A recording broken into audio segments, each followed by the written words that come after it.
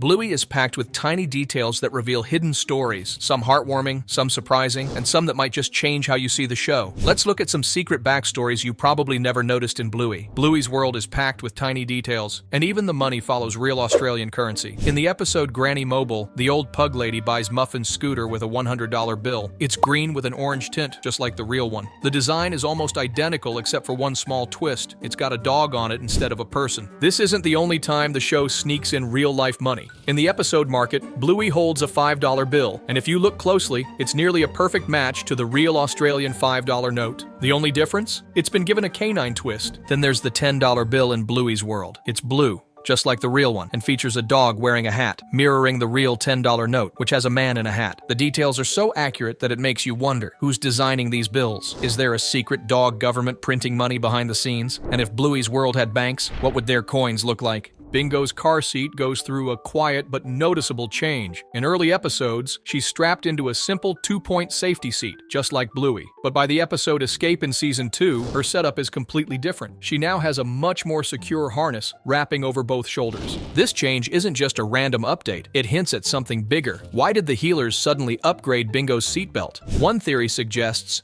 they learned the hard way. Maybe a close call or even a minor accident made them rethink safety. If Bingo was ever tossed forward even once, it's easy to imagine Bandit and Chili making sure it never happened again. The show never explains it outright, leaving fans to wonder, was there an off-screen moment of panic that changed everything? Maybe we should all start paying more attention to background changes. Who knows what other secrets Bluey's world is hiding? In the episode Pass the Parcel, we learnt about the life lessons, but there's a tiny detail that tells a much bigger story. The kids excitedly unwrap gifts and rush to their moms, each one resembling their child almost perfectly. But when Missy runs to her mother, something stands out. Her mom is a completely different breed. Every other family in Bluey sticks to a pattern. Bluey and Bingo look like Bandit and Chili. Judo looks like her mom. Even Indy and her mother share the same fluffy coat. But Missy? She's got floppy ears, while her mom has pointy ones. Her fur is a different texture too. This raises an interesting question. Is Missy adopted? If so, it adds a quiet but powerful message about family not being just about biology. Maybe Missy's story is one of love beyond appearances, where a family is built on connection rather than looks. Muffin always throws over-the-top tantrums, but the real story might be happening in the background. In the episode Facey Talk, Muffin demands her tablet, and her parents, Trixie and Stripe, start arguing over how to handle her. The way they go back and forth, with neither backing down, makes it clear this isn't the first time they've clashed over parenting. What's even more interesting, Muffin doesn't react at all. She's too busy throwing her own fit, as if hearing her parents argue is just another Tuesday in the Healer family tree. It makes you wonder, do Stripe and Trixie bicker all the time? Or is Muffin's behavior actually causing some serious tension between them? Most of the parents in Bluey have their parenting struggles, but Trixie and Stripe's dynamic feels different. It's not a one-time disagreement. It seems like an ongoing battle.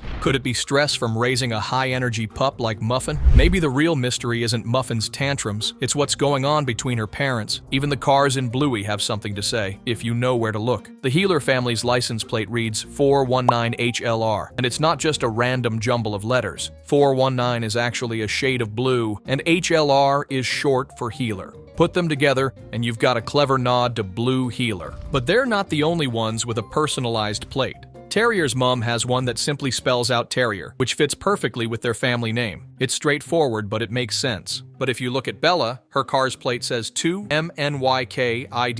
And if you know Bella, you know that's no exaggeration. She's got 9 of them. Maybe Bandit's old work truck has a plate that says physio bills from all the games he plays with the kids. In the episode Calypso, all the kids are busy playing, except for one. While the other kids interact naturally, Pretzel struggles. He hesitates, steps forward, then back, never fully committing. It's clear he wants to play, but something's holding him back. That's when Calypso steps in. Instead of forcing him into a game, she gently guides him, showing him how to connect with the others. It's a quiet but important detail. Pretzel's hesitation feels very real, mirroring the struggles of kids who find socializing difficult. Maybe he's just shy, or maybe he's dealing with something deeper, like anxiety. Whatever the case, Calypso's patient approach helps him find his place, making the whole moment feel more meaningful. In the episode The Quiet Game, most people focus on Bandit struggling to stay silent, but there's something much more heartbreaking hidden in the background. Right after the title appears, Bandit walks past a man sitting on the sidewalk, asking for money. At first glance, it seems like just another background character, but if you look closely, there's something eerily familiar about him. This man looks exactly like the father of the terriers. The resemblance isn't subtle either. The same fur color, the same facial features. Could it be a coincidence? Maybe, but Bluey is known for sneaking in tiny details with big meanings. This could be a quiet way of revealing that the terrier's dad went through something tragic, possibly a divorce that left him with nothing. If that's true, it completely changes how we see the terriers. They're always full of energy, playing soldiers and charging into battle. But what if their games are a way of coping, turning their struggles into play? The show never confirms it, but this one background moment raises a lot of questions. Maybe next time we see the terriers, we should pay more attention. Who knows what other hidden clues are waiting? There is one more shocking backstory in this episode related to Winton's dad. If you pay close attention, you'll see him walking past the homeless man and leaving a bill in his hat. Seems like a kind gesture, right? But there's something else happening here that might change how you see Winton's family. Winton's father isn't alone. He's with a woman and is even holding her hands, but not Winton's mother. She's clearly a different breed, making it unlikely that she's just a friend or relative. The show never outright says anything, but this little background moment raises some serious questions. Could Winton's dad be living a double life? Is he seeing someone behind Winton's mom's back? If that's the case, it might explain why Winton is so different from the other kids. He tends to be a little awkward, a little too honest, and sometimes just seems off. Maybe he's picking up on things at home that no one talks about. Or maybe he's the only one who actually knows what's going on. Bluey's Tooth Fairy dollar isn't just any ordinary bill, it has a whole adventure of its own. In the episode The Market, Bluey struggles to figure out what to spend it on.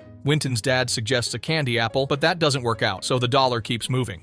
Winton takes it next, passing it to a sausage vendor. From there, it bounces between different characters, trading hands until somehow it lands right back with Bluey. But the story doesn't stop there. If you watch closely in the episode Dance Mode, you'll spot that same bill sitting in a musician's hat. That musician? He's actually based on Geoff Bush, the composer of Bluey's music. And it doesn't end there. Later, in the episode The Quiet Game, the same bill makes yet another appearance when the musician spends it at the market. Some fans think this dollar could keep showing up in future episodes, maybe when Bingo loses her first tooth. Could this be Bluey's version of a never-ending lucky coin? Or is this just a sneaky little Easter egg the animators have fun hiding? If you watch closely, you'll notice that Bluey has a quiet little pattern running in the background, birds mirroring the healers' lives. It's not just a random detail. These birds go through the same emotions Bluey and her family do. In the episode The Trampoline, Bluey and Bingo don't want Bandit to leave for work. At the end of the episode, a group of baby birds watches as their mother flies off, crying out just like Bluey and Bingo did. Then there's the episode Curry Quest. Bluey and Bingo follow Bandit on an important mission to get takeout, while up above, magpies are on their own little adventure. A mother magpie leaves to find food, just like Bandit is leaving to get dinner. These birds aren't just background details, they're quiet reflections of what's happening in the episode. But the real question is, are the birds watching Bluey, or is Bluey watching the birds? So these were some of the most fascinating hidden details tucked away in Bluey. Whether they're intentional or just happy accidents, these little moments make the show even more fun to watch. Did we miss any cool details you've spotted? Let us know in the comments below. Don't forget to like, subscribe, and hit the bell icon for more Bluey discoveries. Thanks for watching, and we'll see you in the next video.